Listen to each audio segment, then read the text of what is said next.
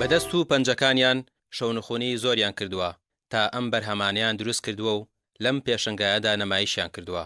گروپی خەیاڵی خانمان بۆ کاری دەستی و بەهرەی خانمان ئەم پێشنگایان لە شاری سلێمانی کردوتەوە کە یەکەمین پرۆژەی خێرخوازیە بۆ هاوکاریکردنی کەسانی خاوەن پێداویستی تایبەت.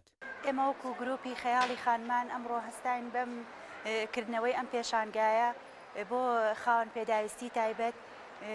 کارەکەمان ئەمڕۆ پرۆژەکەمان پرۆژەیەکی خێرخوازیە، حەزمان کرد هەر یەکەمان لە لای خۆیەوانێ بە فرۆشتنی پارچەیەکی بچووکیش بێ لە کارەکانمان هاوکاری خاوەن پێداویستی تایبەت بکەین. کارەکانمان بەگشتی جیاوازن، هەر خانمە و بە بەهرەیەکی تایە و بەو بەهرەیە بەشداری کردووە. منی ژۆکو خۆم ئیشەکانم ئیشی چنینی گوڵ و بووکەڵەیە بەوە بەشداریم کردووە. من وەکو گۆنا دیزاینز بەشدار بووم. ئەکسسواراتەکانم زیاتر من بۆکو ئەکسسوارات بەشدار بووم، تا قەزوان و مرواری بەکارهێنم.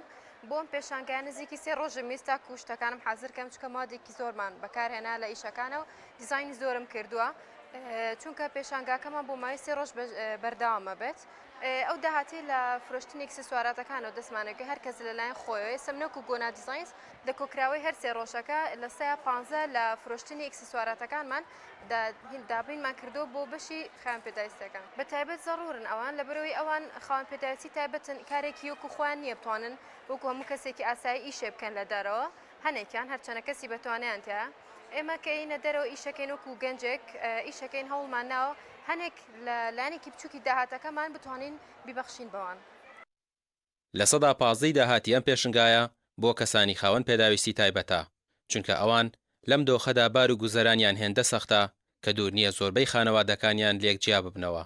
ئەم خانمانی بەشداریان لە پێشنگاکەدا کردووە داوا دەکەن کەسایەتی و سەرمایەدارەکان دەستگیرۆیی کەسانی خاوەن پێداویستی تایبەت بکەن و وەکو حکومەت دەستبەرداریان نەبن، ئەوەی ئەوانیش لە دەستیان هاتووە کردویانە تا لە پێشنگایەدا داهاتەکەی بدرێت بە کەسانی خاوەن پێداویستی تایبەت.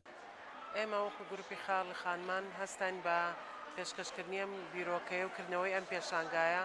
زیاتر مەبەستەکەمان بۆ ئەوەی کە هیچ نەبێ بە بەشێکی کەمیش بێ هاوکاری خاوەن پێداویستی تایبەت بکەین لەم بارودۆخە ناخۆشە کە زانین هەمومان موچەکەمەوە و بە تایبەتیش خاوەن پێداویستی تایبەت یەکێکن لەوانەی کە زۆر پێویستیان بە هاوکاری هەیە.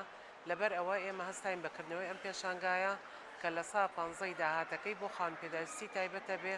ئیشەڵا فرۆشێکی باشمانە بێ بۆی بتوانین کە هاوکاریەکی باشیان بکەین. من وەکو خۆم بەشداریم کورە بە چەند کارێک سنووقی بۆراق دروست دەکەمەوە و لەگەڵ ئیشی ڕێزن، ئیشی شوشە و ئەکسسوارات. پێشتریش لە شاری سلێمانی چەندان پرۆژەی دیکەی هاوشەوی ئەم پرۆژە خێرخوازیە کراوەتەوە، بەڵام دۆخی دارایی کەسانی خاوەن پێداویستی تایبەت هێندە سەختە کە بەردەوام پێویستیان بە هاوکاری بەردەوام هەیە تا بتوانن بژین. پێشتریش لە کاتی پێداچوونەوە بە بڕیاری ڕێژەی کەمەندامی موچەی نزیکەی 20,000 خاوەن پێداویستی تایبەت بڕدرا.